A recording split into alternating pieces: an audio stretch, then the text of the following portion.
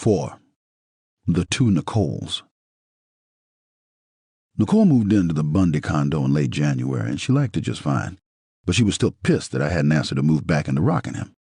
"I can't believe you made me buy my own place," she whined. "Nicole, we've been through this. Give it time." "I'm just saying." "I know, you've been saying for a while." "Well, it makes me wonder," she said. "I'm trying to be hopeful, but you're making it really hard." "It's January. We've got 4 months before Mother's Day. On Mother's Day, it will be exactly 1 year. "I know," she snapped. "Stop reminding me. I feel like I'm on trial here." The move created one other problem for Nicole, aside from the tax issue, and this one concerned her houseboy, Cabo. At the Gretna Green place, he lived in the guest house, but on Bundy, all she had was a little maid's room, so she asked me if I'd put him up at one of the 3 guest houses on my property. It was supposed to be temporary, until Cabo could find a place of his own, and I told Nicole I was glad to help out. Within a week, Cabo was living at Rockingham. Years later, when the trial got underway, somebody floated a crazy story about this. They said that Nicole had offered Cabo the maid's room at the Bundy condo and that he was game, but that I didn't want them living under the same roof. Again, people didn't seem to understand that, by that point, I had absolutely no interest in reconciling with Nicole. After all, if I had wanted her back, she never would have bought the place on Bundy.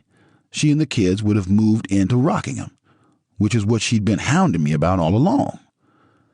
In short order, Nicole began to resent Cabo. I don't know what it was exactly, but he was living at the house, and she wasn't, and I think that really pissed her off. I know it makes absolutely no sense, but a lot of the shit we went through made no sense, and I think my theory is as good as any. Now there were 2 people at Rockingham that really pissed her off, Michelle and Cabo.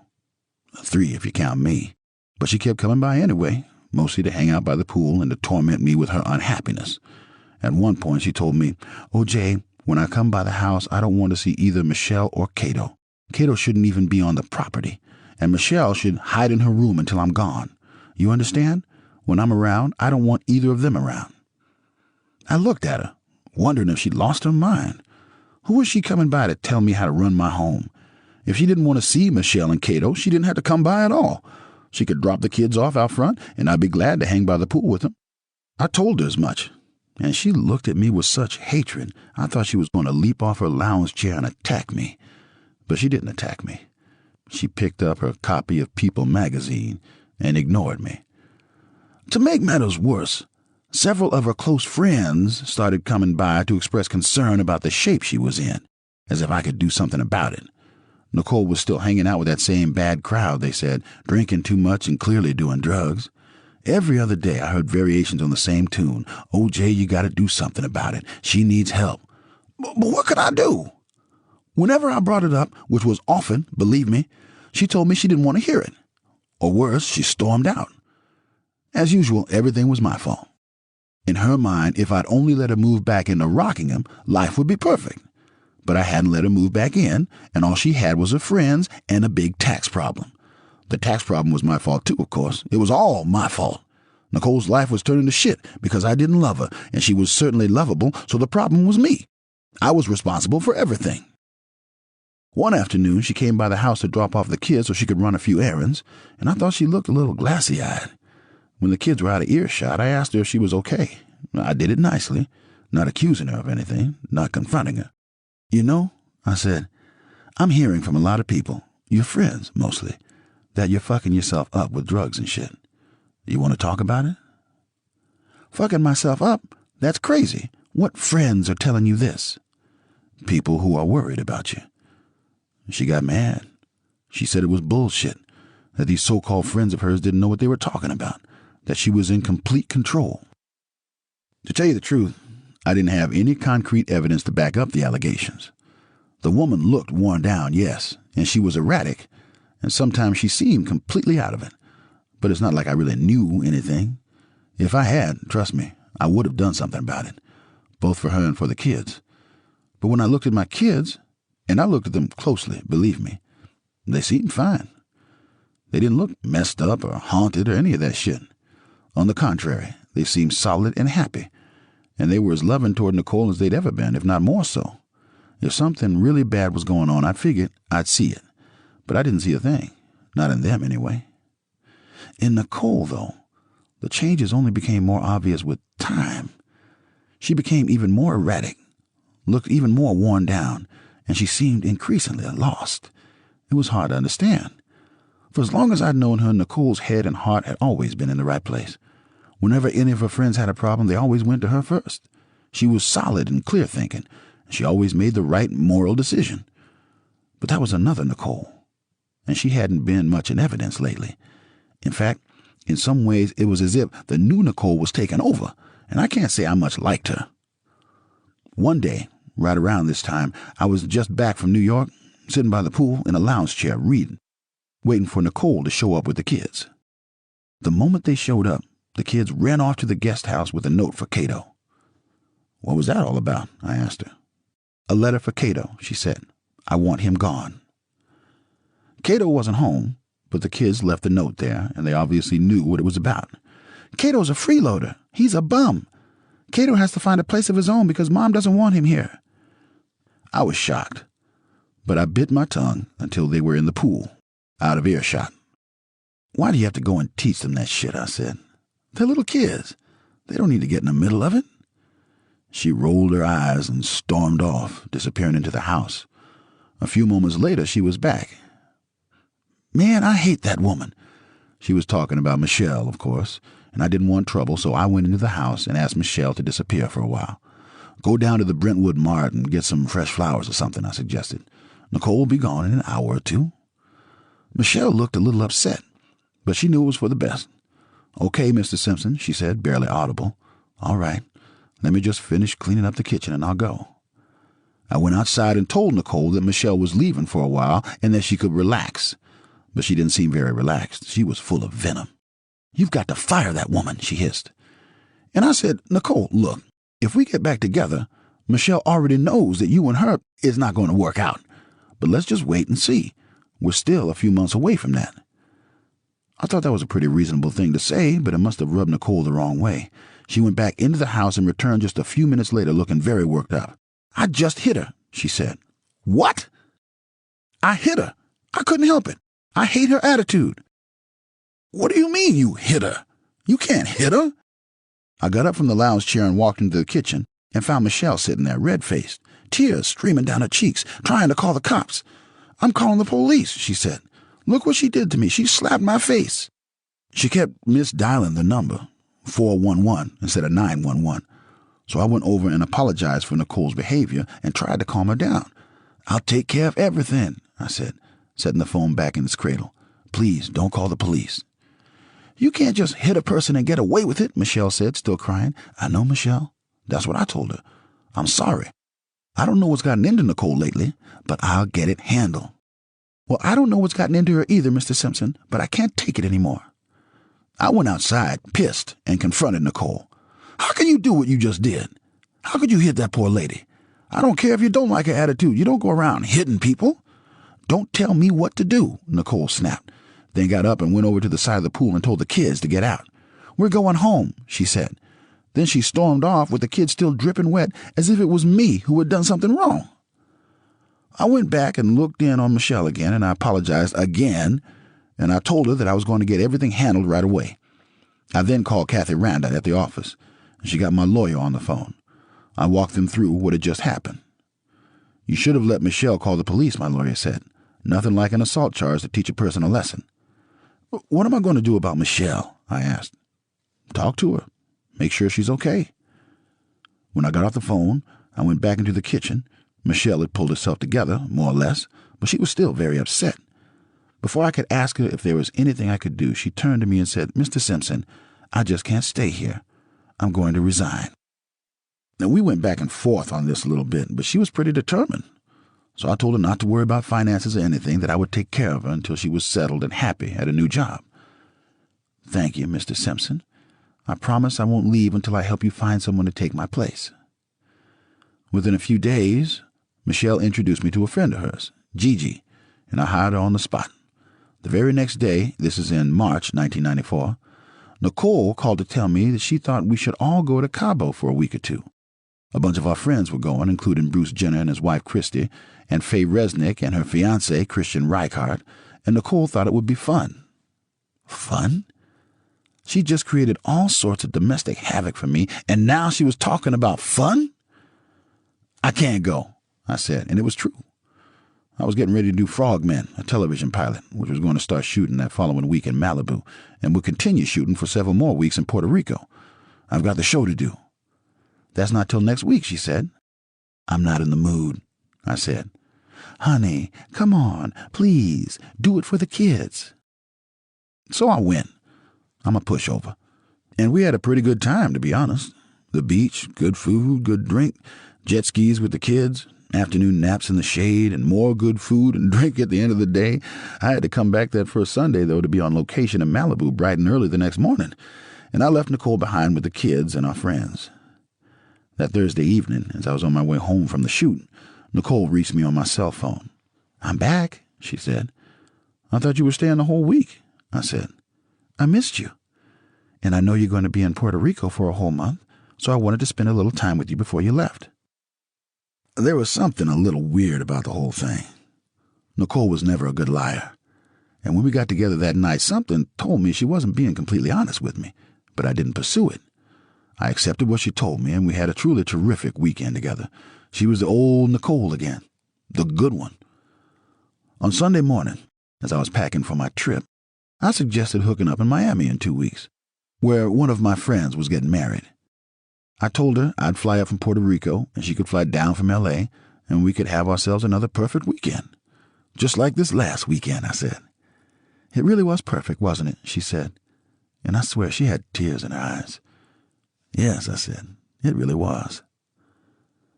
When I left for the airport, I was in a terrific mood, and I remember calling Nicole's mother from the limo. I know I wasn't real optimistic about this whole reconciliation thing, but it looks like I was wrong, I said, eating my words. Things are finally beginning to work out. I'm glad to hear it, she said. I always had hope. It was a real turning point for me. After months of telling myself that our relationship was going absolutely nowhere, I felt as if we were really going to make it. When I called Nicole from Puerto Rico the next day, however, she sounded like the other Nicole, the one I didn't like. I don't know if it was some kind of drug-induced mood swing or something, but the real Nicole had left the building. I can't explain it any better than that. She just sounded like that other version of herself, removed, irritable, miserable, venomous, and completely lost. She was whining about getting older and how much she hated it, how much it depressed her, and I told her to join the club.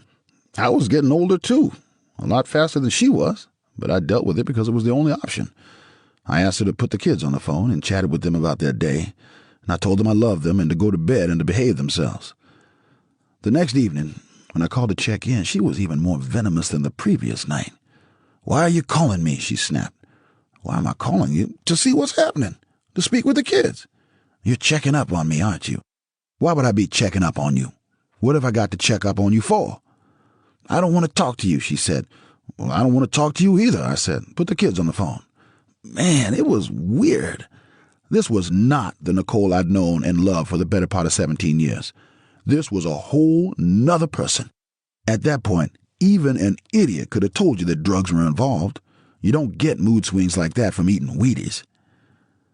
I called again a couple of days later to talk about the Miami trip. Don't ask me why, but we discussed it, and I thought it was still happening. Maybe I was still hopeful. After all, less than a week earlier, I'd called her mother to tell her things were going great. And they had been going great, so it seemed a little strange just to give up on her. What about Miami? She snapped, that edge in her voice again. Well, we've got to figure out the flights and stuff, I said. I don't have time for this shit right now. Stop hassling me. Hassling you? How the fuck am I hassling you? I'm trying to plan our trip. Well, this isn't the time for it, she said, and she hung up. The next morning, early, my phone rang. It was her. Hi, honey. Did you sleep well? Do you have a big day on the set? Holy shit. What was I dealing with here? She called me again the next day to tell me that she had spoken to her mother, who had agreed to come up the following weekend to take care of the kids while we were in Miami. But at that point, I was no longer interested in going to Miami with her. I felt like a goddamn yo-yo. What do you mean we're not going? She said. Why? It's just too much of a headache, I said. I'm tired. It's not worth all the flying. She could see I was bullshitting her, and she knew it was because I'd finally had enough of her crap. "OJ, don't do this," she said, whimpering. "It's not me, it's Faye. She's doing drugs again, and it's really bad this time, and she has me really worried. And Cora and Ron are having trouble. Their marriage looks like it's falling apart." "What do you mean?" I asked. "Why?" "I don't know. It's complicated." I felt bad about Ron and Cora. They were good people, and Cora was a genuinely terrific human being. I didn't feel all that bad about Faye, though. I'd always felt she'd been a terrible influence on Nicole, and from what I was hearing, those influences were only getting worse. "I'm really stressed out by all of this," Nicole said. "I know I've been a little on edge lately, but it's really not my fault." That was kind of the last straw for me. Nicole was always blaming other people for her fuck-ups. When she had me, it was me. Now that she didn't have me, it was the people closest to her. "We're not going to Miami," I repeated. "Don't do this to me, OJ. I was really looking forward to it." "I'm not doing anything to you. I just want to get through this shoot and come home." "Are you saying this isn't working?" Christ, what was I supposed to say to that? Wasn't it obvious? "Well," I said, "I'm not feeling all that optimistic. And if you honestly feel it's working, then something is really wrong with this picture." I guess I was trying to be honest, and maybe I was a little too blunt about it, but maybe she needed that bluntness to get her mind around the situation. When I got back to L.A., I knew almost immediately that it was over. The other Nicole had won. She came by the house with the kids and immediately got into another argument with Cabo, calling him a useless freeloader, and worse, right in front of the kids. It was scary. Her entire face was transformed by rage.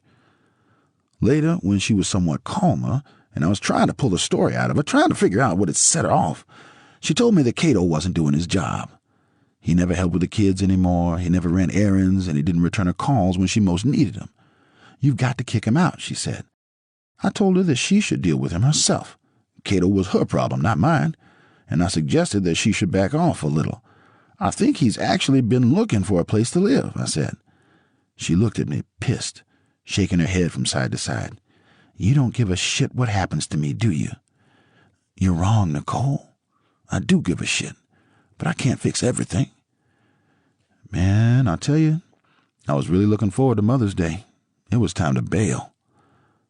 From that day on, I tried hard to keep my distance. The only time I saw her was when I was picking up or dropping off the kids, or on those rare occasions when she herself dropped them at Rockingham. She didn't look good. She looked tired and strung out, and she seemed to be getting progressively worse. She seemed beaten, in fact. When Mother's Day finally rolled around, I can honestly tell you, I had never looked forward with so much pleasure to any Mother's Day in my entire life. A year earlier, also on Mother's Day, we had decided to try to save our marriage, and we had given ourselves a full year to do it. Now the year was drawing to a close. That weekend, we drove down to Laguna. I had a house there, and the Browns lived nearby in Dana Point. On Saturday, Nicole and I went out to dinner, and I basically told her it was over. To be honest with you, it wasn't a big deal. She knew as well as I did it was over, so this was really more of a formality. "Maybe we tried to get back together too soon," she said. "What do you mean?" "That maybe we should have stayed apart longer. I should have worked on myself a little more before asking you to try again." "Well, you know, now that you mention it, that's my one concern," I said. "What?" "You. I want to make sure you're okay." "I'm fine," she said, and she changed the subject. Suddenly she was talking about Cora Fishman again, and about the complications in her marriage. "I feel kind of bad about it," she said. "Of all the couples we know, Cora and Ron had the best marriage." She also talked a little about Faye Resnick, who was having very serious problems of her own. She was still messing around with drugs, apparently, and her boyfriend had finally read her the riot act. "He's really pissed," Nicole told me. "He thinks Faye is out of control." "What do you think?" I asked. "It's not good," she said. When the food came, we must have looked just like every other married couple in the restaurant. We sat there eating, not saying much. From time to time, I'd reach across the table with my fork and spear something off her plate. The next day was Sunday, Mother's Day. We went to church with some of Nicole's family. Denise was there with her 6-year-old son, and Nicole kept dogging her. Why is he wearing a black shirt and black pants? What kind of outfit is that for a little boy? And in church, no less. Nicole was venomous, full of rage and anger, and I kept my distance for the rest of the day. By nightfall, the bad mood had passed. We drove back to Los Angeles to her place on Bundy, and I went inside and helped her put the kids to bed. "Well," I said, looking at her, and feeling kind of sad. "It's over." "I know," she said. We went into her bedroom and made love. We both knew it was going to be the last time, and that this was our way of saying goodbye. It was actually very nice. We fell asleep in each other's arms. In the morning, before the kids were up, I slipped out of the house, went back to my place on Rockingham. It was time to get on with my life.